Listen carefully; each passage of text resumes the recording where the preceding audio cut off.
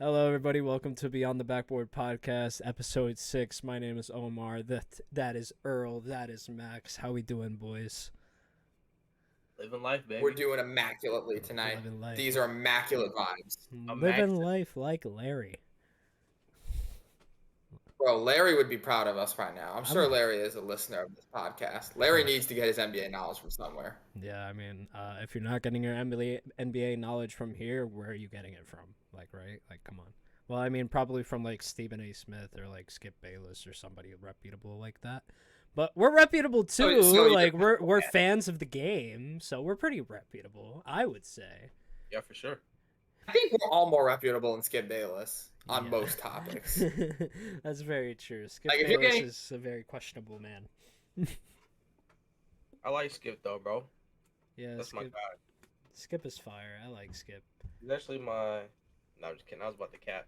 Hey, yo. But, I guess I wanted to... Uh-oh. Max might be lagging a lot here. Some technical... Did I lag there? Yeah, like, we did not hear you at all. I'm chilling. I didn't hear you at all. More like just a subtle hiccup. Yeah, just a subtle hiccup, but we should be good for the rest of the podcast. But, What's on tap today, Omar? What are we cooking? Okay, so before we were talking about, me and Earl were obviously getting into our little debate about the Knicks versus the Lakers, obviously. We already know how we feel about that one. Well, it's not versus, but it's just like, you know, like, just a random talk of shit kind of back and forth. No, it is. Yeah, that's what it is. And you're not? That's crazy. Anyway, but I was on the cusp of saying, for real, I'm literally like one championship away from LeBron James to actually be considered the best of all time. Like, I think if he wins one more championships with all these teams surrounding him right now and him putting up the numbers that he did when Jordan was in the Wizards, digressing, making 10 points a game or something like that. I mean, look, there's levels to this shit. And I'm starting to realize that LeBron James in his unprime, like, okay, hi doggy, I know, but Almost dog. Blur the background. Yes. He's a Lakers fan. He heard LeBron James. Let me see if I can unblur. I see that tail. Yeah, there's my dog. There he is. Yeah. But yeah, he wants to get his NBA knowledge from somewhere. What's up, little D-Lo? Yeah, no, his name is Kiba, you know. Kiba. Ask him what his thoughts on Isaiah Roby are. What are your thoughts on Isaiah Roby? Garbage. He stopped wagging. It was like Isaiah Roby. I saw his picture and I was like, he's on the team still. I thought we released him. Oh, he's gonna be our backup power forward. Oh no. Also, I just like to point out, I was pretty sure about this, but I wanted to Google it. Jordan put up 20 points a game in his last season. Oh, okay, then I was very wrong. I was very off. He put up 22 in his penultimate year, 23 pretty much, and then 20. So he never actually averaged below 20 in his whole career. Just want to state that for the sake of verification. Good, because I was. He also made the All-Star team for 2 years. Besides the point. Well, I mean, then you know, there's conversation to be had. Let me just blur that back up again. But there's a conversation to be had now that I think LeBron James is starting to become the greatest of all time. I mean, look, you had Jordan for that streak of time, 6 years, where it was like he was the only one winning. And I can understand that from an old head perspective when you're seeing that. And then you see nowadays where there's like competition everywhere. First of all, it shows the evolution of the game where it spreads out to so many countries and then it shows out to so many like different like skill levels and speaks to like this many archetypes, right? Not to bring in more 2K language, but you know what I'm trying to say. Like you have your Nikola Jokic's and then you have your Ben Simmons. You know what I mean? But at the same archetypes, okay. Archetypes, yeah. I don't know the right word for that. Thought you were throwing a shot at my boy Ben Simmons. I was about to say we had this conversation 2 weeks ago. Yeah, no, I do think he's gonna do well this season. But not to get off the topic, I do think LeBron James is actually one more championship away to be considered the greatest of all time. I think we finally got to put that debate to bed. What do you guys think? Okay, so what happens? What happens if AD carries them to this championship and Austin Reeves is actually their highest scorer and LeBron is wins the championship, but he's not the guy on this championship team? Like, what if Davis gets Finals MVP? Are you still holding that? Like, that is a very real possibility. We can't just assume that LeBron is going to be the best player on a championship team. It's a very good chance, but it's not a foregone conclusion like it was 10 years ago. I think we would have to look at his averages at that point. Honestly. Okay, so championship does not guarantee him. You're not saying any championship. He has to be it's circumstantial. I want to hear what Earl has to say. Look, this is how I feel about this situation.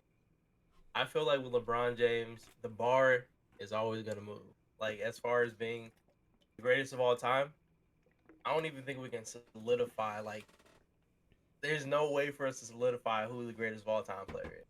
There's too many standards and definitions of what that is. Based off of championships, if that's the case, what about Bill Russell? If it's based off of just winning games, obviously Michael Jordan, he went 6-0 in the NBA Finals. We're talking about dominance. LeBron James, he's all-time leading scorer. He's still playing right now at a high level, averaging almost a triple-double in year 20, going into 21. So I think it's just so hard to call somebody the greatest of all time. I don't know. I just feel like there's hard for us to come up with a legit, okay, this is the standard that we're measuring every single basketball player to of all time. And I think it's hard when you do that. Obviously, there's only two guys that even spark that conversation as far as greatest of all time, depending on dominance, I guess playoffs, championships, just a leader in their era as far as stat wise, competition. I guess people consider that. I don't know, man. I just think it's hard to come up with a legit meaning of the greatest of all time. Me personally, I love both guys. Right now, I'm a LeBron guy. Obviously, I didn't watch Jordan growing up. So maybe I just have more of a connection to LeBron James. That's someone I've watched since I was literally a kid. So I just think what he's been able to do for 20 seasons in the NBA, it's just pure dominance. He's been the best player. Well, I won't say obviously you have the Kobe's when he was dominant. Shaq lived in those different times as well. But for the most part, he's been a dominant player since he's been a rookie. He's been one of the best players in the NBA. That's just the fact as far as his dominance on the court. So yeah, and that's what I mean. As far as standards, I just don't know, man. I just don't know what the standard is. Right. I mean, well, assuming the standard is what Jordan was being able to do, I think LeBron is right there, right next to him. I think they're pretty much even in numbers wise. I believe LeBron. Well, obviously, I think LeBron has more points. He's the all-time leading scorer, so duh. Says thinks and then yeah, back. It is he is, right? Check top rebounding, check top steals. That's what I'm saying. That's what I'm saying. It's he's all over the place, and I think he's almost close to number one in playoff points too. Obviously, he's been to the playoffs more than other people, so obviously that's going to be higher. But Jordan created that term. And Jordan was able to, I don't want to say change. No, you know what? I do want to say. I want to say change the way the game was played at that time. And he really inspired a lot of people. And LeBron James obviously being one of them. But look, LeBron James takes it to a different level for me nowadays because I'm seeing what he's doing at age 39, and it's just how is a man going into his 40s and outperforming some of these rookies that are just entering the league?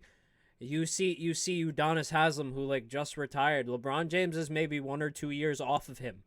It's not that much of a difference, right? And LeBron James has still on multiple occasions been talking about playing with his son. And now with that whole incident at USC, I don't think he's forcing his son to do anything, but I guess we got to see where that goes too, because if LeBron wants to leave and join Bronny, excuse me, I don't know what's gonna happen. But go ahead, y'all make a good point. Earl, you mentioned how you said there's really only two guys that kind of even sparked this debate, or kind of are the whole cause of this. I'd like to take this opportunity to throw a ringer into this whole mix. And I don't think he's the greatest player of all time, but I'm just going to go ahead and say it right now. If LeBron retired today, I would still put this player over LeBron. I would put him number 2 all time ahead of LeBron James. And I'm the only person on planet Earth who thinks this, and I'm perfectly willing to admit that. And y'all will clown me for this, but I'm right. So I'll just go ahead and say it right now. Wilt Chamberlain is the most slept-on talent in the one of the most slept-on players when it comes to the GOAT debate. And I'll tell you why. Okay. Because when it comes, I think the easiest I think you guys both mentioned how it's so difficult to compare players across eras, right? The game changes so much, the way it's played, who's playing it, just the culture, everything is so changed. So it's tough to compare like LeBron to Jordan to Shaq to whatever because of the difference in eras and the difference in play style. So I've always felt like the easiest way to like rank players and determine like some sort of all-time order is you got to rank them in reference to how dominant they were in their era. How did they do against the competition that they played against? The people on equal playing field, who dominated the 70s, who dominated the 80s, who dominated the 90s, And when you look at it that way, it's like, yeah, Jordan, LeBron, Kareem, Shaq, those guys still rise to the top. But in terms of standing out from the crowd, no one stands out above their crowd, their respective like talent pool, more so than Wilt Chamberlain does. I mean, I've got his stats up right here. He made the All-Star team every year he played in the NBA except one where he only played 12 games and was injured the rest of the season. I have a small question. Did Bill Russell play in his era? He did. Bill Russell did play there was a lot of overlap with Russell, but I also have controversial takes when it comes to Russell. But we can save that maybe for a little later in the podcast. Right now, I'm gonna focus on Wilt and what I really thought he was gonna say Kareem Abdul-Jabbar, and I would have respected it because that is a really slap. I have Kareem 4. I have Kareem. I have Kareem top 5. I have Kareem top 5. 100%. Yeah. LeBron, for me, LeBron passed Kareem when he broke the record. That was like my moment where I'm like, okay, I can give LeBron the nod over Kareem. But me too. Back to Wilt here. He led the league in scoring 7 times, including 6 of his first 6 years in the NBA. His first 6 years in the NBA were 37 points, 38 points, 50 points, 44 points, 37 points, and 34 points. And then he drops off to 38 points and 30 points, wins the scoring title again with 33, and then goes on to average 20 a bunch more. His rebounding numbers were above 20 basically his whole career. And I'm saying above 20 like that's nothing. Literally above 20. I don't think we've seen that in a long, long time. Again, it's tough to compare across eras, but like these stats transcend an era. Like no one was doing this. Not even Russell was putting up these kind of ridiculous counting stats. We all know how great Bill Russell was. Bill Russell wasn't putting up 30 and 20 consistently and doing this year in and year out.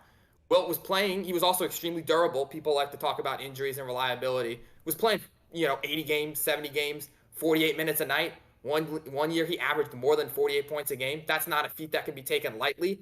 He shot above 50% basically his entire career, which again, something that cannot be taken lightly. He won 2 championships, so you can't make the he's not a winner argument. And if it wasn't for the Bill Russell super team that was the Celtics, one of the greatest, if not the greatest super teams of all time, Wilt Chamberlain easily has 5 or 6 rings. He's right then there with like the Jordan and the LeBron, but that's just purely based on like the circumstance he played in.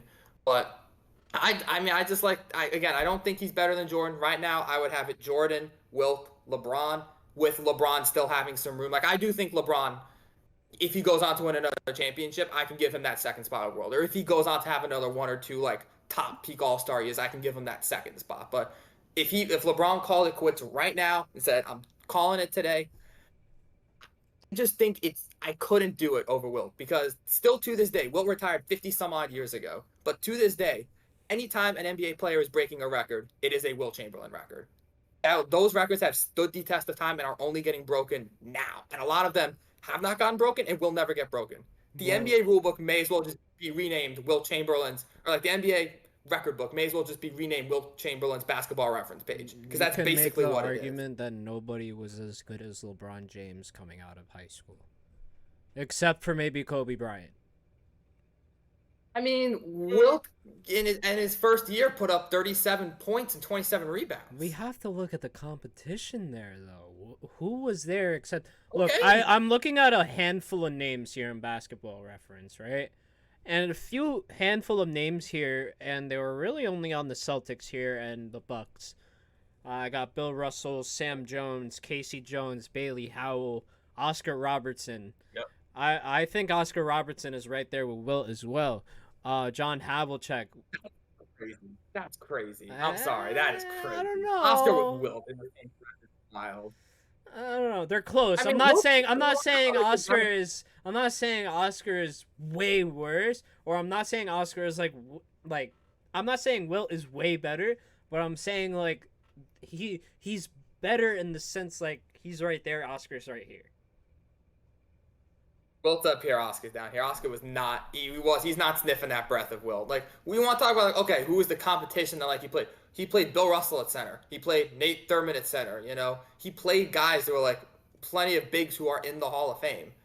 Like, you can't act like, oh, and just because there wasn't, he wasn't playing against David Robinson and Hakeem and Ewing, like, they wouldn't have stood a chance against those guys. He played against the guys that were out there, and you also got to keep in mind that, like, conditioning and training was nowhere near as good as it was today. Wilt took it upon himself to be in the best shape by far of anyone in the NBA. Like, this guy legitimately was beating Olympic sprinters in like heat races.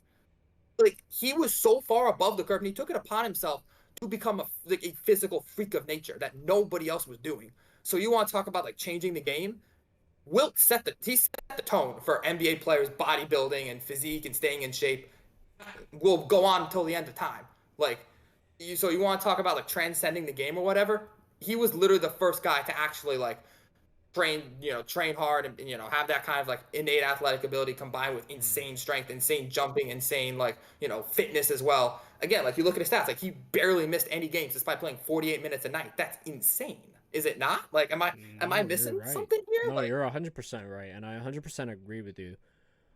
I just look at the competition nowadays, and I see, like, Wilt Chamberlain, look, with all due respect, he's a freak of nature. He's tall as hell, strong as hell, fast as hell, everything. He can do absolutely everything on a basketball court.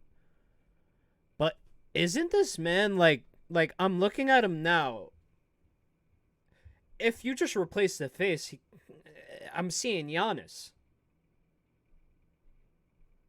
Without Giannis doesn't have Giannis doesn't have a shooting ability, but you know where I'm coming at.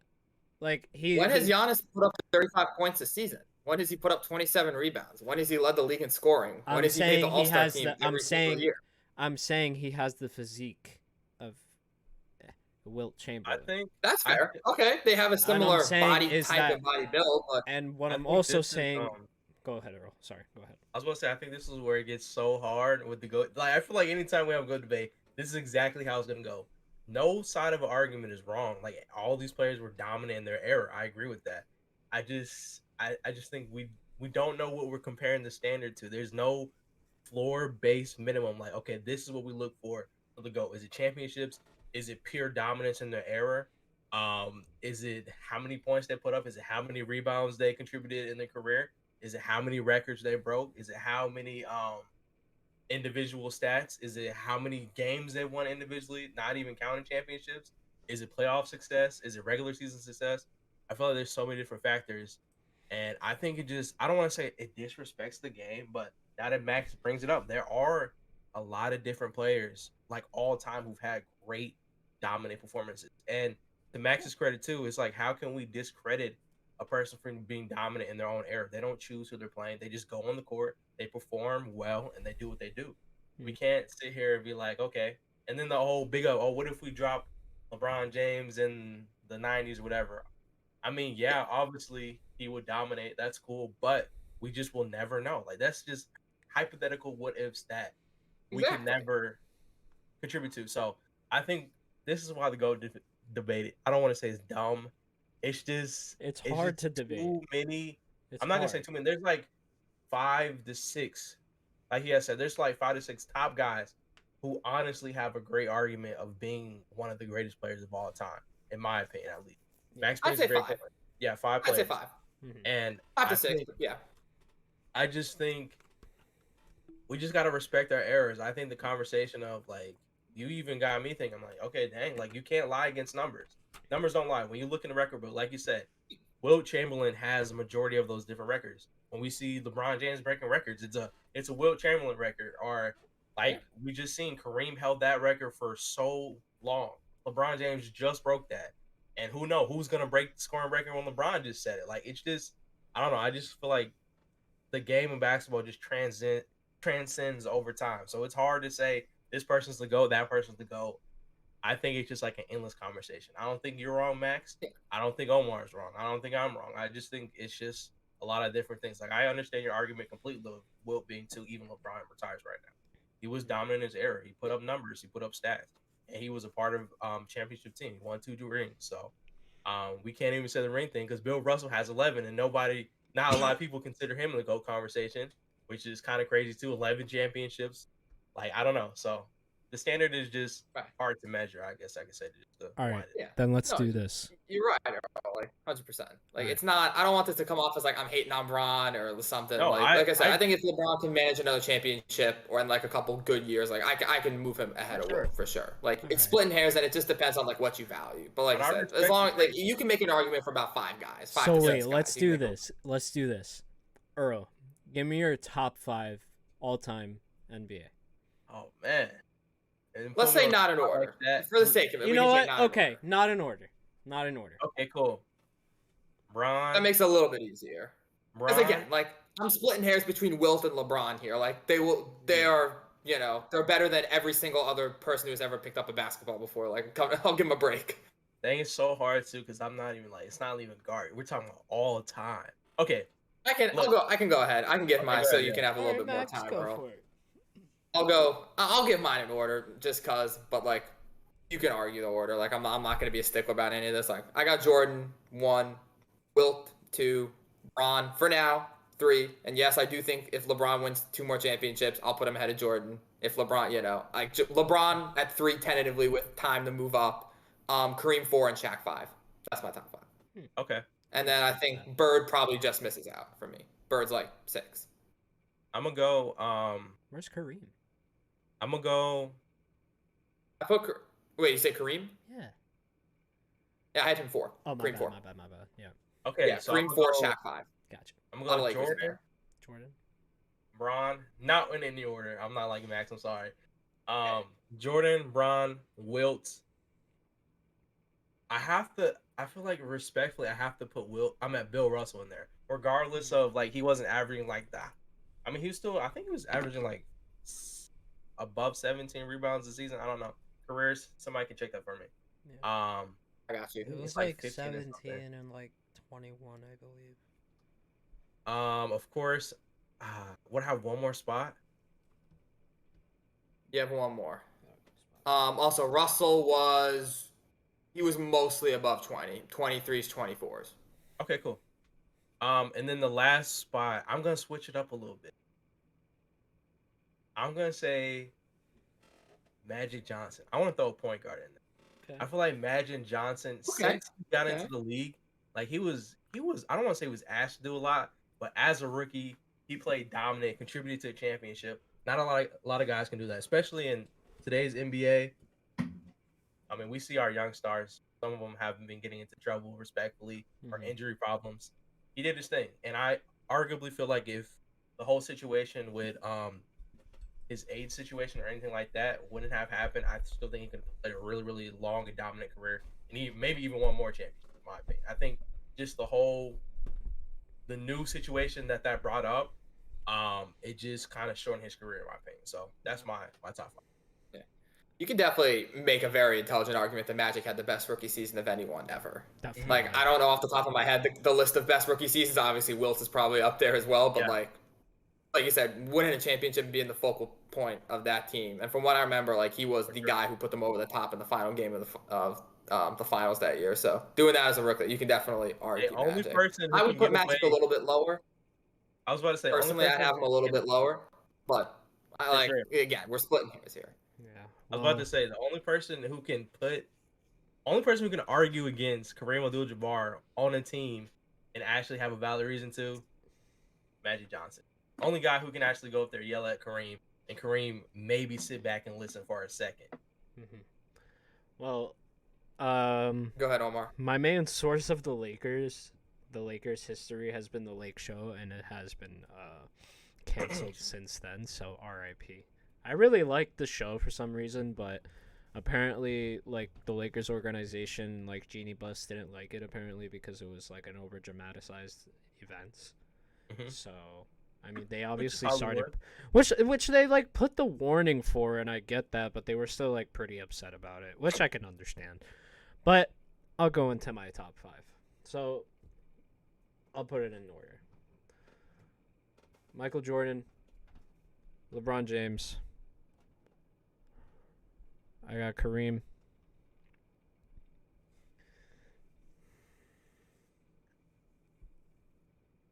Shaq sits at 5, but I'm going to put Wilt at 4.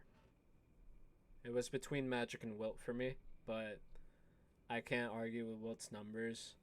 And yeah, Magic is one of the best point guards of all time. I'm honestly putting him like right at 6.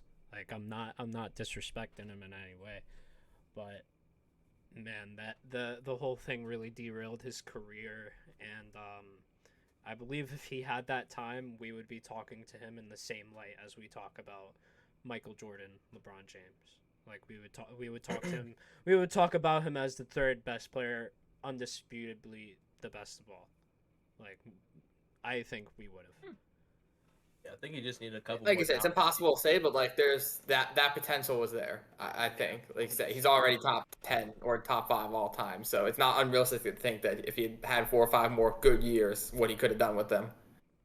Yeah. And all my Curry fans, Magic Johnson is the best all-around point guard the league has ever seen. Definitely. I love Curry though. Yeah, I love Curry. Curry too, but like he's not an all-around point guard like Magic was. Like you're not gonna get the ability to rebound like Magic did with Steph Curry. I'm sorry, you're just not. He might have the athleticism and he might have that energy, but he doesn't have the height and he doesn't have the weight to be able to play 1 through 4. I don't think Magic could have played a 5, but I believe he could have played 1 through 4. Yeah, I mean, listen, Curry's still top. I think he's still like top 15, borderline top 10 of all time. 100%. For sure. Curry. 100%. Mhm. Yeah. I would probably. You put, mean Seth Curry? This is also going to be controversial. Another controversial take here, but Magic is either, in my mind, he's either the first or second best point guard of all time, depending on if you count Jerry West as a point guard. Ooh, That's a good point too. I feel like people forget about Jerry West, man. Yeah, a lot of people forget. Oh about yeah, Jerry no, West. he is He the was the most first fun. person. He He is was by the far first person to win an MVP and not win the championship. That is The first and only. the The first and only to ever win Finals That would MVP. never happen. Somebody did a 2K simulation. I forgot who it was, but the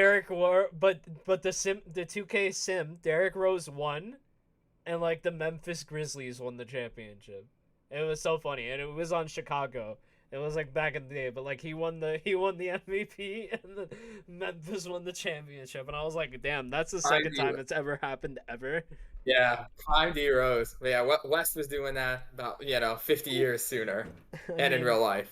Yeah, when Jerry West pulled that shit, they were like, wow, he's giving off some heavy D Rose energy. Yeah, for sure. That's crazy. Yeah, West. People only know West as the logo now, or like that old guy who's like sometimes at games, but like, Which sure. they I should have really changed. do think.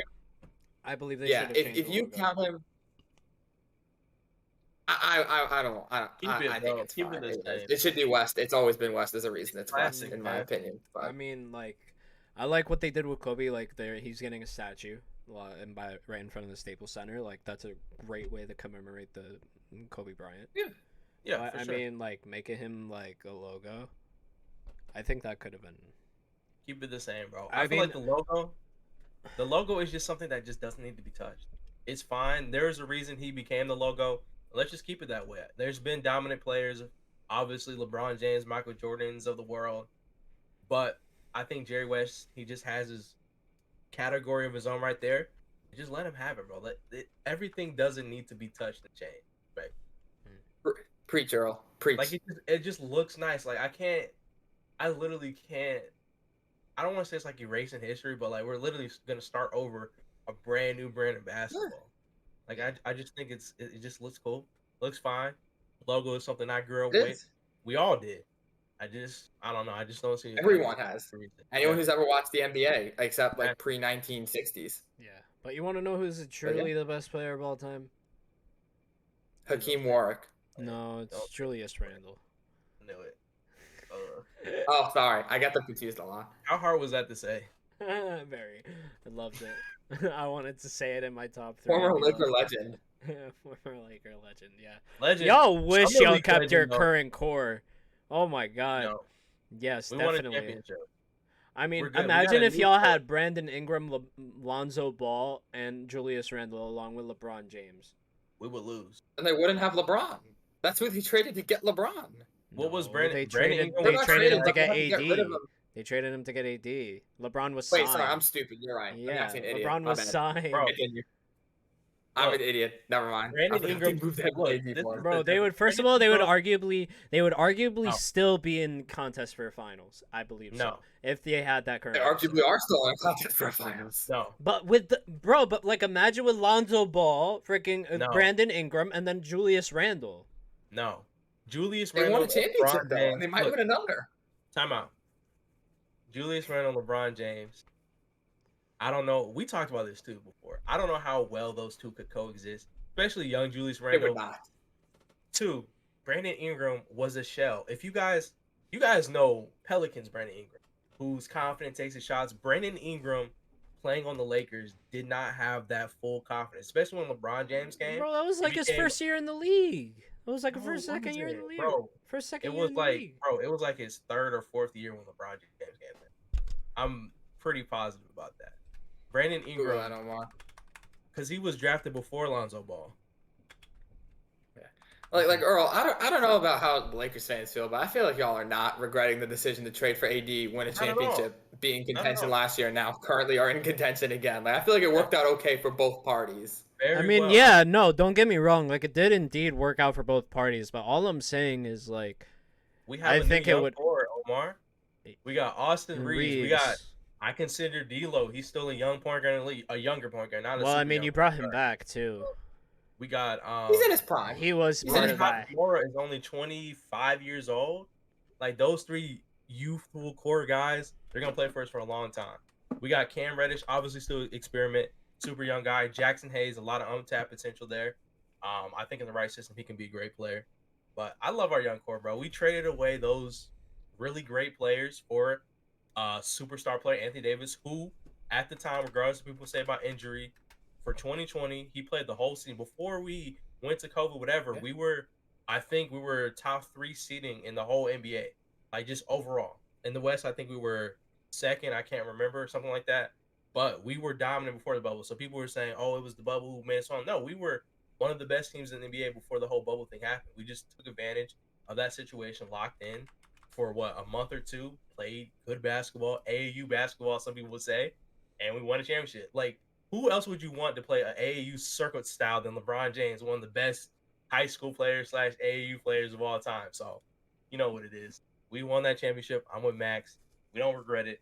We're in a good position How to win long again, too. ago? Do you know how long ago he was traded to Pelicans? It was 2019. Yeah, because they got AD 4 and won a years championship ago? immediately. 4 years Mhm. ago. So yeah, the summer of 19. Summer of 19 So, Yep. was when that all went down. All right. Yeah, like he's been- Lakers, he's they're- been here for I feel like they're 7 chilling. years. Yeah, he was in his like. Lakers third year. with LeBron have just been very Listen, up and down. Like Like it's my either Lakers knowledge is there, baby. I He was never said it established, wasn't. bro. I just wanted to make sure. No, I for never sure. said it wasn't. I just needed to make sure. Hey man, hey, you see the? Yeah, Should we talk about our little Boston and Bucks debate? By the way, if you guys Bring it didn't, if we didn't bring this up earlier, but Drew Holiday was traded from the Portland Trail Blazers to the Boston Celtics for Robert Williams and Malcolm Brogdon with a few couple pick swaps, I believe. I'm not sure exactly what the trade detail on that part was. But I think it was Golden State's 24 unprotected and a 29 Boston first round pick swap. Don't quote me on that. And apparently I was the only person in the Beyond the Backboard chat who didn't really like the trade for the Celtics. Like, I mean, I saw plenty of people online talking like, why would you want Porzingis over Robert Williams? Like, his defensively. Dude, oh my God. We keep talking about this and we keep running into this. He's saying that I'm hating on Porzingis. Please, somebody give me one time, except for last year where he played 62 games, where he was actually a solid fucking player. Like, give me a time, bro.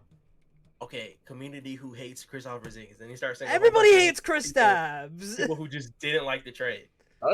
No, I genuinely just did not like the trade. I wasn't afraid of trading Marcus Smart for Kristaps Porzingis. I thought that was a lateral move within itself. First of all, I thought that was a stupid move. But now they got rid of the only spark plug that they had on their bench. But now, and Omar, they don't have anything. They don't have a bench. Omar, who do they have on their bench? Who do they have on their bench? Defensive point guard in the NBA. Who do they have on their bench? I don't know. Exactly, because they're a bunch of freaking nobodies. But what's the point? Okay, then look at the Suns side. The only difference between the Suns, I agree with, they're gonna suck too. Like, no, they're not, bro. Defense. The reason the Suns weren't good last year is defense. When it mattered, they could not stop Jokic. They had no defense. I agree. Versus this team right here, the Celtics. Of what we're saying. They have, oh my God, they got Derek White, they got Drew Holiday, they got Jason Tatum. Okay, can I just time out real quick? Yeah, go ahead. Just a very brief timeout. Derek White is not a above average defensive player. You can't change my mind on that. He's not a defender, and nobody else on that squad. Standpoint, I don't want to hear Derek White as like a plus on defense. I think the only defensive plus player except for Drew Holiday on that squad is maybe Jaylen Brown. Jason Tatum, who's maybe a defensive plus player. Brown is definitely a good defender. No, Brown 100%. That's what I'm saying. Like, the only person maybe is Brown. Tatum, you're going to get plus and minus. It doesn't matter. And then he's fine. And then with Porzingis, you're most of the time going to get a minus defensively because he's good on the offensive side. He's good. He has a good shot, but he lacks on defense. He's very slow. Because he's tall and he's, whether people think about it or not, he might be skinny, but he's freaking bulky. Like, he's waddling like a freaking dog around the car. Can't change my mind on that. Sorry, Earl, I didn't mean to launch this whole debate. You can go ahead and finish your point. No, I'm pretty much, this is just going to be Omar versus the Celtics for life because he hates Porzingis. Bro, I don't like Porzingis.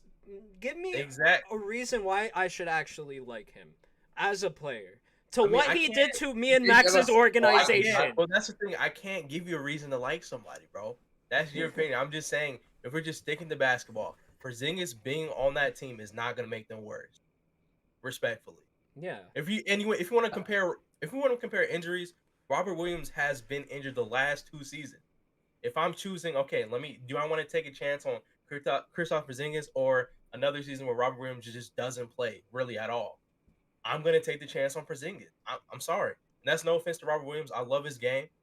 He's a great player, but Porzingis' offense ability, sometimes he's not the best all-star caliber defender, but he can block shots. He can be effective when necessary. So I'm taking that chance. Obviously, yes, you get away your spark plug, Marcus Smart. A couple months ago, I was kind of thinking about it, but then you bring back Drew Holiday, bro. All the rest of the details can figure themselves out.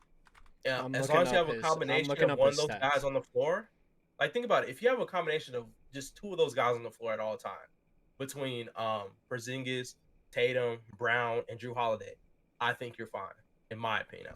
Okay, so I want to keep in mind that some of these points will go down, obviously, because he's not putting up 23 points a game on the Celtics. But last year, he put up 20. You never know. Bro. You never know, but more than likely not. I mean, he has. First of all, he was the best person on that squad. He was the best person on that squad, other than Kyle Kuzma. I think they're probably like here, neck and neck. Kyle Kuzma's on. No. Porzingis is better. Porzingis was a borderline all-star last year. Kuzma is a very good player, but But he was all never I'm in that saying conference. is he was probably the best player on that squad, and if Bradley Beal was on that squad with him while they were playing, those numbers would probably drop to 15 to 18 points a game.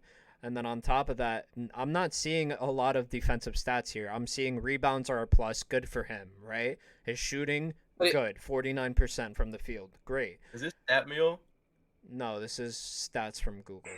This is That's stats crazy. from That's Google. better.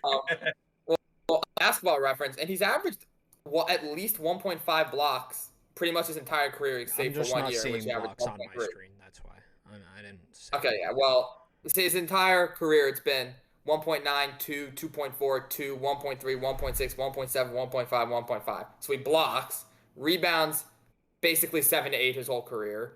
So not the He's greatest 7'3". rebounder, but He's 7'3". He should be getting at least True. 12. Yeah.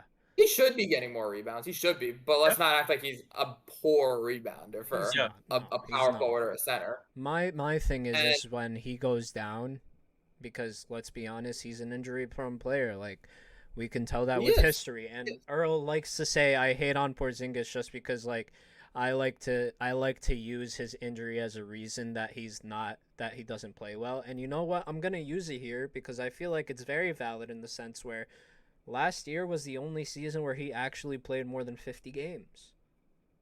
Well, maybe before when he was on the Knicks, maybe he played 50 games, but I'm not exactly. No, he's played 50-plus games 5 times in his career.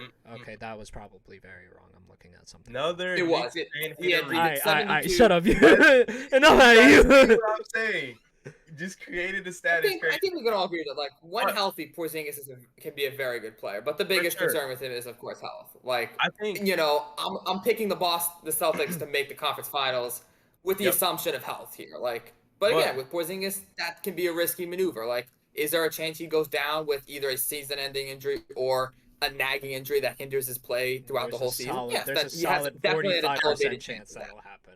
I think but you say that, but I feel like my problem with like just saying, okay, he's injured, he's just automatically injured. I think like the point of looking at these different lineups is looking at their potential. Any NBA player can walk on the court and get injured. That's just basketball. Somebody who's worked out the whole Right. summer, 100% perfect shape, can go out there and get injured. I mean, we see An top ankle. players in the NBA. I sent the list in the chat. Luka Doncic got injured, up and down, not anything Yeah, too but it serious. wasn't too crazy. Like every other year, this guy's injured for at least. half Okay, the John season. Morant's got I definitely do injured. think. John Morant's got I injuries. do think that Porzingis is at a heightened risk. He's one of those players where you can say, like you said, there's always a risk no matter who you are, but I would say there's a heightened risk involved with him, for Yeah. sure. But it's not like he's. Oh damn! I don't even want to throw that. I don't even want to say that, to be honest. Say it. Say it. I'll say it. regard- No, say it. No, It's 'cause I okay. like I mean, the listen, player. he's 7'3". Like, any 7'3" guy is most likely going to have lower For sure. extremity injuries. Like, that is part of the game. You know what you're signing up for with that. But again, if you get a healthy Porzingis who plays 60-plus games and is there for most of the playoffs, he's going to be a much better player than Robert Williams is. And that's my only point. That's my only point. Now, If you I had do to choose think- between the two, though. I They're do both- think that Robert Williams. Sorry, go ahead, Earl. No. I was just gonna say, I don't know how many games Robert Williams played the last 2 seasons compared to Porzingis, but I feel like if you had to compare and you want to take a risk on one, I'm taking a risk on Porzingis. I respect. do think that losing Robert Williams defensively will hurt them a fair bit, and that is the biggest question with the Celtics in terms of a team right now is their defense and their interior defense. Because I did just rattle off the Porzingis block numbers, but if you're going to be playing him at power forward, next to Horford, obviously Horford's a much weaker interior defender than Porzingis. If you put him at the 5, then it's like you have questions elsewhere. So people forget how big of a part Robert Williams was of that finals push that they made. Like, he was their defensive anchor, and he was standing in the middle and blocking shots, rebounding. He was dominating the painted area. Obviously, couldn't breathe outside the painted area. But you play against a team with a matchup that works in his favor, he was dominant. So And look, I at do least think if that they they will miss had, that. They're gonna at have to least lose. if they had Robert Williams, I feel like they would be able to space the floor out more. Now that you have probably a starting lineup that's gonna have what's it called? Well, they what's space his it name? less with the shoot. They can space it much better now that they have Porzingis and Horford. Those are Yeah. 5 guys. They got 5 guys who can shoot. Their whole lineup can shoot. I don't know. I feel Well, like in it terms would of be, the spacing, He's lagging a lot. Is that You're just out me? like 5 out, like just 5 out spacing. You take Porzingis, but like you still have. I still think it's very valuable to have a dominant interior presence like Robert Williams, even in the modern game, which is all about shooting threes. I have a solution to fix this all. Go sign Dwight Howard. Celtics, you have nothing to lose. I agree with that. I agree with that. Dwight Howard, and you guys got me convinced. As Lakers fans, I'm convinced. Dwight Howard is You're not wrong. one of the most underrated centers currently. And his physical And state DeMarcus right now. Cousins. We're sleeping True. on And DeMarcus Cousins. Like that's True. crazy. If But if Stephen I A want- is I out would here take saying if Stephen A is You're out right. here saying he's still a top 5 center if he was in the NBA, there's a reason. Like we could say that He's Stephen not A top tends five, though. he's not top 5. He's probably top 10. But like let's be honest. If Stephen A is out Maybe here not. like talking about credibility, I feel like his credibility is not completely ruined. Like I still respect the shit out of Stephen A. No, he's not top 10 either. I just counted. He's not. You just counted. I would- Top 20. Top 20. Yeah, Okay, 20. all right. If Dwight Howard came back to the league right now, I would probably give him top 20. If DeMarcus Cousins came back, I would probably say 25th to 30th. Because like to be fair to them, Dwight had like when he left the league, like he was coming off a championship that he won with the Lakers, and like forget he actually played a pretty significant role. Earl, you can attest to this. Like he played a bigger role on that team than people 100%. Remember. If and it like wasn't for him, we don't win. I think he maybe had 1 or 2 more jobs since then, but he's been out the league since. Cousins, albeit injuries, like he was obviously phenomenal before the injuries, but he has had a couple different shots on teams where he has not been able to break into the rotation. So for that reason, I'm not gonna like jump on the DeMarcus Cousins bandwagon.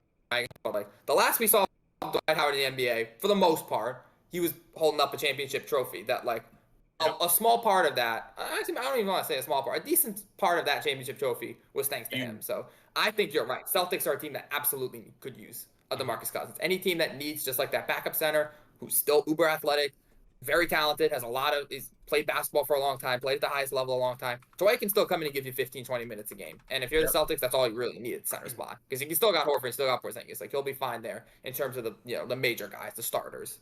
Okay, so I just want to read off the Celtics bench real quick.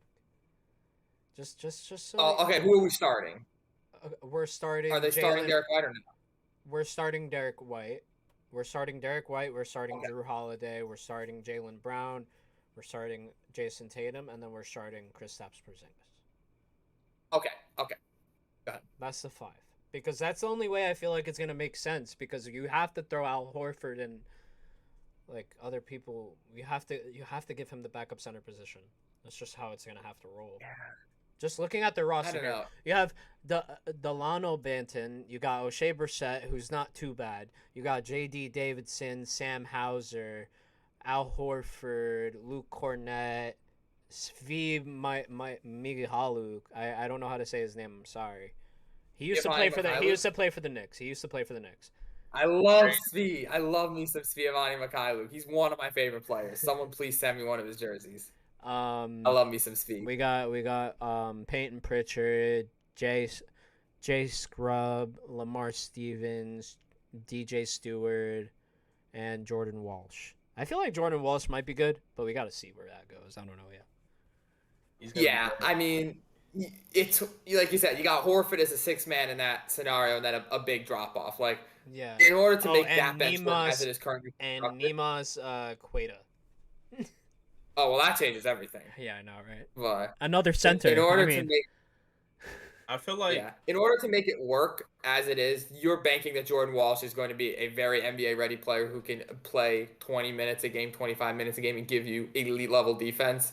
You're banking that Luke Cornett develops something more than just a corner 3, and you're banking that like Peyton Pritchard is able to take the next step in his game. You're banking that like one of those random guys that I can't even think of will take a step, but like Lamar as it is right now, that is Stevens, definitely the weaker bench units. Other than Horford, obviously, Horford is elite. Like Horford could definitely start. So 37. like in terms of 6th man, they're set there. But like Who the jump from sits Horford out? to Jordan Walsh is Who sits out? Derek White. look. Yeah, I don't know. If they wanted to just put the best guys out there, you would play Drew at the 1, Brown at the 2, Tatum at the 3, Porzingis at the 4, Horford at the 5. If you just wanted to put talent out there, but like you said, the way they're constructed, if that would be the case, their backup center is Luke Cornett. So you kind of have to stagger the Porzingis and Horford minutes as it's currently constructed. They go out and sign Dwight Howard or sign another or make some sort of trade to get, a big man. All goes out the window. I also think they signed Wenyen Gabriel, if I'm not mistaken. Yes, so they signed Wenyen Gabriel. He'll probably be in there somewhere, but I don't see him as a rim protecting big. I see him as more like an athletic 4 that you need to play with a shooting big. So maybe you could see him at the 4, Porzingis at the 5 a decent bit, or like him at the 4, Horford at the 5. But yeah, they do have some bench wars to figure out. But you can win a championship with a so-so bench. You're not winning a championship without an elite starting lineup, and they have an elite starting lineup. So they've done, step 1, the most important task has been checked off. They got that. So now they just gotta, finish the job off. And this is why I say it's like Lakers blood. This is why I'm excited for this season. We have a really decent bench. Like, I'm not saying we got all stars coming off our bench, but we have good quality role players. Compared to that bench, I think our Lakers bench eats that bench up. That's what I'm betting on when we play the Celtics. 100%. But I will say, I think the important thing with the Celtics is just keeping 1 or 2 of those starting guys out there at all times. I think that's going to be a key thing. Just playing around with lineups, seeing who can be like the dominant player in like a tier B or C lineup. I think that's how the Celtics are going to win games, in my opinion. Do you think Cam Reddish is going to fall out of rotation? I don't know yet. I don't know who's playing. I don't know what the different lineups are going to be. Everything is a surprise with Darvin Ham. I don't know if he's going to go small guard. I don't know if he's going to have Cam Reddish at the 4. I don't know if he's going to have him 3-2. I don't know. So I think preseason we'll see a lot of that. I think Christian Wood is definitely going to come off the bench. Oh, for sure. 100%. You think Jalen Hood-Schifino is going to sit right next to Gabe Vincent in the backup? Or you think that's Max Christie? I think depending on the lineup, it may be Max Christie. I'm a big believer in Christie. I think his defense has gotten a lot better. Mm-hmm. And especially like the physical guards we're going to play at the 1 throughout the playoffs, or just regular season in general in the West. We need a guy who can kind of be hands-on, like on the ball, defensive wise. So, yeah, I agree. What do you think of this guy? His name is LeBron James. He has a 23 on his jersey. Yeah, he looks like a weird guy. I don't know. Kind of an old head. He likes tacos. Yeah, I think he made this thing called Taco Tuesday. I mean, no, he didn't make it, but like he endorsed like Taco Tuesday. Marketed the shit out of that. Yep. He said it once and then it became a trend, I gotta say. Hey, when he says it, when King James says it, the world reacts. Basically. But if I had to say, anything, I think you guys, your starting lineup came out the other day, right? 4 out of 5, yeah. Okay, so it's looking like D'Angelo. It's looking like Austin Reeves. Russell, D'Angelo. Austin Reeves. Yeah. LeBron James and AD. Our 5th has not been confirmed yet. So. I saw today Jared Vanderbilt. I saw today Jared Vanderbilt. Yeah. It's either gonna be Vando or Rui. I think they're still kind of figure out how they want to play him. Going into camp, they're saying Rui has had like tremendous growth. He's been working with LeBron James all summer, so I think it's more about, do we want to bring him as a spark plug off the bench, or do we let him start and be in those lineups? Because he can play both. You guys have a ton of bigs on the bench. I think you can afford to play him starting. Yeah.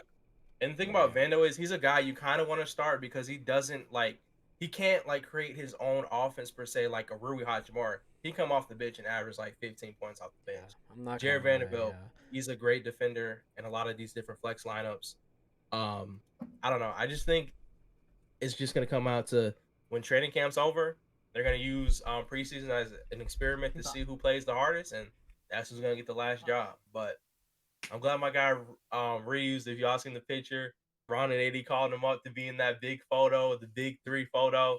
A lot of controversy online, but hey, Reeves played his heart out. He was the one only guy in the playoffs who stepped up in his first playoffs ever, put up 19-plus points a game, wasn't scared of the moment. Even when LeBron James and AD were kind of playing a little subpar at times, he was there. So I'm happy for my guy, proud for my guy. Shout out to Reeves, man. Yeah, he really improved himself in that playoff series. But if I had to say anything, I think you guys got. I would say Austin Reeves, D'Angelo Russell, probably Jared Vanderbilt for right now. They might swap out Rui. Who knows? Then you got Bron and AD. I think you get Gabe Vincent coming off the bench, 6-man role. Then you guys will probably have either between Max Christie or Cam Reddish. Then you got Torian Prince, Jackson Hayes, and then I think you get like Christian Wood as like also in that somewhere. Yeah. I think Vanderbilt in the starting lineup fits perfectly. Like I think putting Rui in the starting lineup would be a waste, like you said, or Rui is gonna come off the bench. I see them as their 6th man. Like him and Vincent, like Rui is your 6th man, Vince is your 7th. I mean, it doesn't really matter, they're all coming off the bench, but like Rui's gonna be much better suited as like the main scorer, the ISO guy, the guy who can create his own shot off the You throw Vando in there. Obviously he can't really do much outside the paint, but Davis is proficient enough, especially in the mid-range area, to where you can still do a 4-out, 1-in where that still will work. You get to play Davis at power forward, which is his natural position. He can play that kind of more lurking style defense that we saw him try and do against Jokic. Actually succeeded very, very well against Jokic in that conference finals, where instead of putting Davis on the center, which was Jokic, you kind of have him free to roam. And we saw like how much better that made the Lakers defense. So having him at power forward is a huge advantage of starting him next to Vanderbilt. And then like it's tough to argue against the Lakers bench. Like, I mean, Rui, there's a lot of different ways you can play it, but like Rui, Gabe Vincent, you've got Jalen Hood-Schifino, Christie, Hayes, Reddish. Like, there's a lot of guys that can are going to be able to play big minutes here. Man. So. Yeah. Well, like Christian Wood arguably is one of the better bigs who can come off the bench. Wood. I forgot Wood. Yeah, I personally think the Knicks have a better bench. You couldn't even say that with a straight. No, I do think we have a better bench. Wait. I do think we have a better bench. You read off the Lakers bench again. You read it off again. The Lakers bench, they got Gabe Vincent, Cam Reddish, Max Christie, Jackson Hayes, Torian Prince, Colin Castleton, Alex Fudge, Damian Bogg, Scottie Pippen Jr., Maxwell Lewis, Vincent Valerio Bowden, Ryu Hachimura, Christian Wood, and then Demoe Hodge. Oh, Demoe Hodge. Yeah. He's going to be, it's going to take a while for him to get in rotation, but he's going to be a really good catch and shoot player. Catch and shoot 3-point shooter. All right. So our bench consists of Dante DiVincenzo, Josh Hart. We got Miles McBride there, but I mean, I don't know if he's going to get much minutes. We got Emmanuel quickly comes off the bench. Jericho Sims, Isaiah Hartenstein. Isaiah Hartenstein had a really good defensive playoffs this year. Like it really hyped up a lot of the team. And our starting lineup is dangerous. I'm saying, look, if we give Mitch the ball more, it'll be, oh my God, transcending. Like, I swear to God. Thibs. Talk to him, Omar. Talk to him. Tom Thibodeau. Oh, wait, fuck. And your camera's closed. Wait. Did it work? Hold on, no. Tom Thibodeau. Start giving Mitch the ball more. That's all that I want. Give him the ball. There's Mitch, there's the ball, and then there's Julius Randle on top of both of them. Yeah, like, that's so stupid. Like, bro, stop giving it to freaking Julius Randle for the freaking mid-range. He's going to miss it 50% of the time. Give it to Mitch, who's going to be in the post at all times, who gets it like freaking 80% in the post. Probably not 80%, but like a high percentage. Very high. If we have Mitchell, the thing, look, LeBron would turn Mitchell into a borderline top 10 center. Yeah, bro, he's a great center. I agree. No, I just think I think he could be top 10 one day. LeBron 100%. with a big, if you give LeBron defensive big, who's athletic, who can finish inside, he's gonna play well. I think he would definitely play better with LeBron, but I think until Mitch develops any sort of game outside the paint, it's tough for him to be top 10 in the league. I don't know. Maybe I'm sleeping on it. I think it's very possible. I love him. Don't get me wrong. I love him, but and he would definitely play better under LeBron. I just don't know about top 10. But back to the point about the Knicks versus the Lakers bench. But no, if the Knicks had we got a 9-man rotation though. You also have to consider power forward. I'd say we have a better starting lineup. If we had a power forward, I would give us the nod. But The fact of the matter is we don't, and our power forward is probably going to be either Josh Hart, who's 6'4", or Isaiah Roby, who shouldn't be in the NBA, respectfully. I mean, So, we have to see how he has that to play first. player- I'm not gonna jump the. I'm not. We gonna have jump. to see. I'm not holding. I don't mean, have I'm high not gonna lie. expectations. If they throw Jericho Sims in there, it's not the worst thing ever. And what is he gonna do versus Austin Reeves? Play him at Hardenstein. You can't. Reeves If will Hartenstein drop off. plays the floor, 100%. Hardenstein will get dropped out by Anthony Davis. Who's gonna play the 5? Julius Randle? No, but Mitchell Robinson You would can't play do a Sims good at job Hardenstein. against Anthony Davis. I'm sorry. He's Like what? I'm saying, Mitchell Robinson would do a good job against Anthony Davis. No. He can No. try. He's Mitch, gonna do. Mitch cannot I'm- defend anyone who goes outside the paint. And I will say this about Mitchell Robinson. I would take him over any. I think he's. I would take him in a one-on-one matchup against any center who cannot shoot.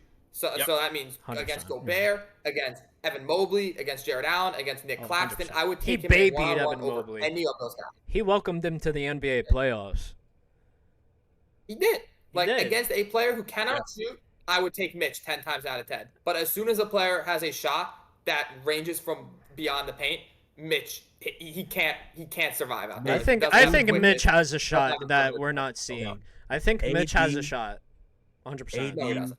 will take Mitch off the Shoots dribble. 40% from the line. He has He no will shot. take Mitch off the dribble, post fade. He'll take him to the 3-point line, walk him down. He'll take him to the post with all Well, his that's defense. when Hit a hook defensive on him. switches happen, and then you get Julius Randle on who's Anthony Davis, who And what's will that probably gonna be do? the That's worst. free money.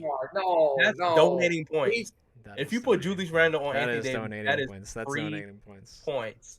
He's shooting over that every time. You gotta find somebody. We gotta find somebody to lock up and be able to keep up with Anthony Davis. And then, That's okay, you do something to that. be considered Who's about. gonna guard Bron then? Who's gonna guard Bron? I think, like, with all due respect in the world, I think we don't have to worry about LeBron in the sense that we have to worry about everybody else. Now that's the problem with everybody in the world. He's walking It's off the scary podcast. hours. He's You walking can't off the podcast. I'm getting started. cannot double team Anthony Davis anymore. You can't double team LeBron James anymore. We finally have a deep roster. Our 1 through 5 can shoot now. Everybody in our lineup can shoot now. You can double if you want. Y'all gonna have to pay. The tax is triple now. So all that, we're gonna double LeBron James in the post. We're gonna double 80 in the post. It's not happening anymore, bro. Almost every player in our lineup can shoot the ball. Vando's been working on that corner 3. I'm gonna believe in it. I know it wasn't efficient last year. He hit some. They dared him to shoot, but this summer, dare Vando to shoot this year in the NBA. Dare him to shoot. He's gonna average 25 points in that corner. He's gonna shoot 90% in that corner 3 if you dare Vando to shoot this year. He's got y'all. So all that doubling, tripling, whatever y'all want to do with LeBron James, 80, it's over. We're here. Well, I just wanna like say, like, I'm a big fan of Jericho Sims, Mhm. and I think he could be really good one day. He's 6'10". He's only 24 years old. He's 6'10". He's 6'10". He's only 24 years old. I mean, he won the slam dunk championship. That does mean something, even though Yeah. he won. No, he did. He's a slam dunk champion. That was Obi. No. Wait, am I bugging? He did terribly in the dunk contest. Why am I seeing? I love Jericho, but Obi was the one who won the Why dunk. Why the hell does this say that then? What the fuck? NBA got the wrong. Maybe it was like the a wrong pickup person. game. No, they say slam dunk champion here. I'm like, huh? But whatever. The NBA mix that one up big time. But you know what? I gotta say this before we end the pod. I really was not a fan of the Obi Toppin trade. Yeah, no, I don't know what happened there, but it doesn't say that. It said it on for some reason, but This is the guy they say is gonna stop Anthony Davis. no, No, I didn't say all that. Relax. But Like, I wasn't a love fan Jericho. of that Obi Toppin trade because we gave him up for a bag of chips. Let's be honest. Like when Obi was starting on the Knicks, he was doing pretty well. I mean, he was still putting up at least 20 a game. He was averaging 20 a game. When been Julius I love Randle was out. Jericho. He's been Yeah, resting. I love Jericho, but I think we saw that like his game is limited. Like he's got a lot of raw athleticism, but it still remains to be seen if he can really like play basketball. Like the only thing that has really been a consistent like presence in his game from what I've seen is the rebounding, and even that was very spotty at times last year. Like, yeah.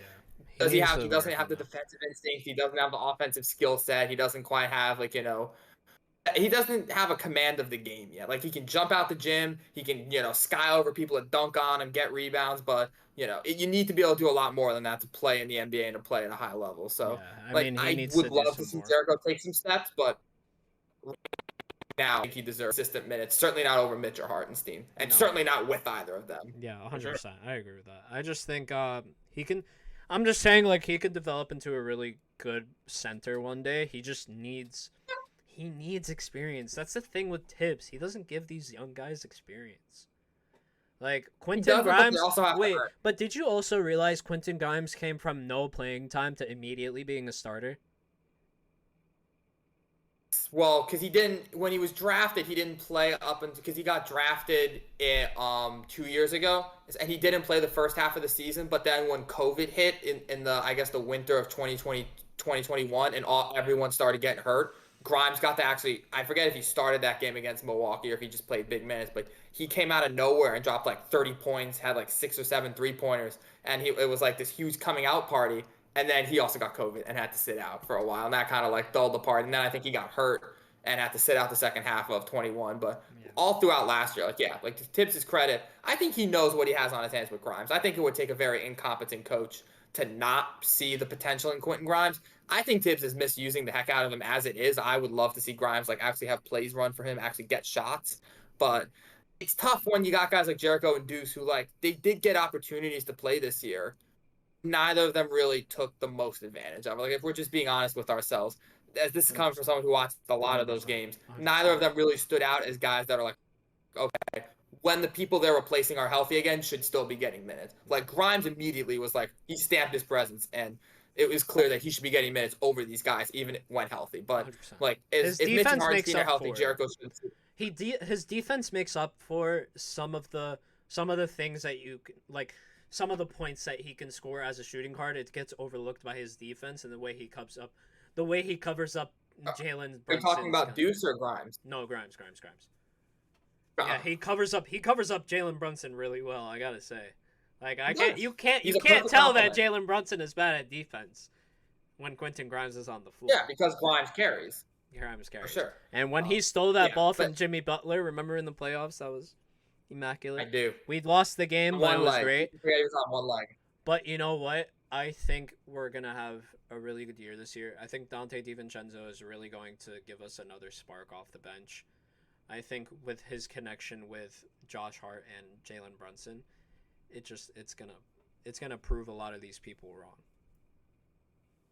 Including you, Earl. I'm looking at you. Too high hopes for DiVincenzo. I think he'll be fine. I don't think he's moving the needle too much. He does bring us more shooting, which we needed. Earl's just having a good time over there laughing, but like, no, I like DiVincenzo's fine. I don't think it was a good signing. It helps. I would love to have a power forward over him. Like, we don't really need more guards, but he's still a good guard. He's still going to give us good minutes. So yeah, I can't wait. Sorry that you as a Lakers fan have to just listen to all this Knicks discourse about players you don't even know who they are. But I think the Knicks made some really good offseason moves. Like, all jokes aside, I like DiVincenzo. I like that move. It has chemistry, built-in chemistry already with some of the guys who are already on the roster. Josh Hart, what an Olympic superstar he was this summer. Yeah, he was really good.